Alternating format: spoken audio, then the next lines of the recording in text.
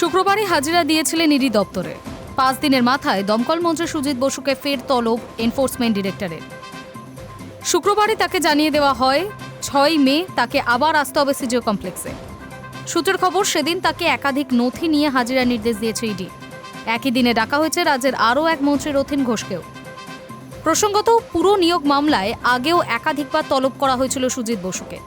3 বার হাজিরা এড়িয়ে অবশেষে শুক্রবার হাজিরা দিয়েছিলেন মন্ত্রী। ভোটের কাজে ব্যস্ত থাকার কারণে যেতে পারবেন না বলে হাইকোর্টের দ্বারস্থও হয়েছিলেন সুজিত। কোর্টের অর্ডার মতো ভোট মিটতেই 1 মে সকালে ইডি দপ্তরে পৌঁছে যান তিনি।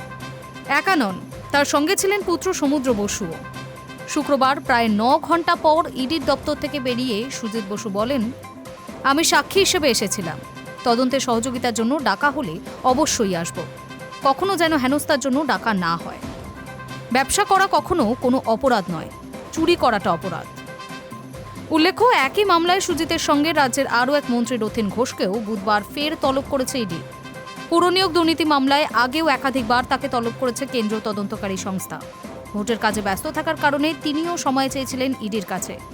2023 সালে প্রথম পুরনিয়োগ দুর্নীতি মামলায় মন্ত্রী রথীন ঘোষকে জিজ্ঞাসাবাদ করেছিল ইডি। তার বাড়িতেও তল্লাশি চালানো হয়।